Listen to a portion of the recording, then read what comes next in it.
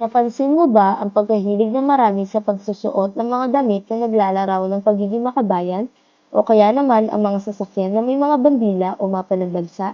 Sa ganitong paraan ba ipinapakita ang pagmamahal sa bayan o ang pagiging makabayan? O kailangan mong ibuwis ang iyong buhay tulad ng ating mga bayani upang masabing mahal mo ang iyong bayan? Ano nga ba ang pagmamahal sa bayan? Ang pagmamahal sa bayan ay ang pagkilala sa papel na dapat gampanan ng bawat mamamayang bumubuo rito. Tinatawag din itong patriotismo mula sa salitang pater na ang ibig sabihin ay ama ng karaniwang iniuugnay sa salitang pinagmulan. Ang literal na kahulugan nito ay pagmamahal sa bayang sinilangan or native land. Tayo bilang tao ay umiiral sa mundo kasama ang ating kapwa. Una, ano ang mangyayari sa isang pamilya kung hindi kinakikitaan ang pagmamahal ang bawat miyembro nito? Maaaring ang mag-asawa'y magkahiwalay, ang mga anak magkanya-kanya at sa pagtanda ng mga magulang, walang kakalinga sa kanila. Nakakalungkot, di ba?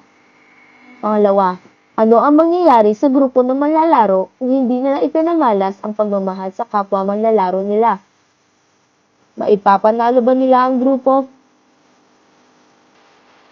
Ang pagmamahal sa bayan ay nagiging daan upang makamit ang layunin sa buhay.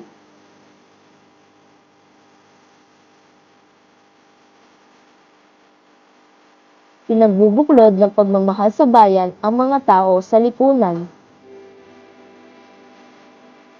Ingatan at napapahalagahan ng pagmamahal sa bayan ang karapatan at dignidad ng tao. Napapahalagahan ng pagmamahal sa bayan ang kultura, paniniwala at pagkakakilanlan. Heto naman ang mga pagpapahalaga na indikasyon ng pagmamahal sa bayan. Ang dignidad ng persona ng tao ay kasama sa kanyang karapatan na maging bahagi sa aktibong pakikilahok sa lipunan upang makapagambag sa kabutihang panlahat. Ang mga sumusunod ay mga dapat pagpapahalagang dapat linangin ng bawat Pilipino upang maisabuhay ang pagmamahal sa bayan. Una, pagpapahalaga sa buhay. Ikalawa, katotohanan. Ang pangatlo naman ay ang pagmamahal at pagmamalasakit sa kapwa. Kasunod nito ang pananampalataya. Ang panglima ay paggalang. Kasunod ay ang katarungan. Pangpito naman ang kapayapaan. Kasunod nito ay ang kaayusan. Pagkalinga sa pamilya at sayang lahat. Kasipagan, pangangalaga sa kalikasan at kapaligiran. Pagkakaisa, kabayanihan, kalayaan, at pagsunod sa mga batas. Panghuli sa lahat ay ang pagsusulong ng kabutihang panlahat.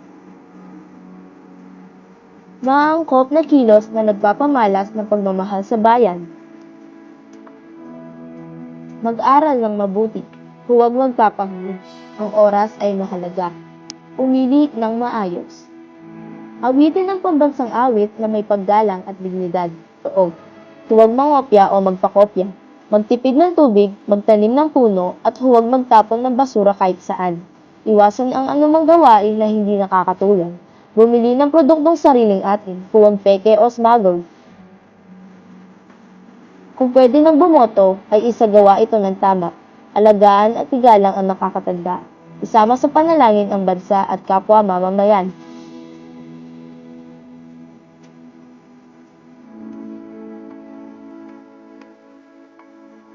Ang pagiging Pilipino ay isang biyaya, hindi ito aksidente, nakaplano ito, ayon sa kagustuhan ng Diyos bilang isang individual na sumasakatawang diwa.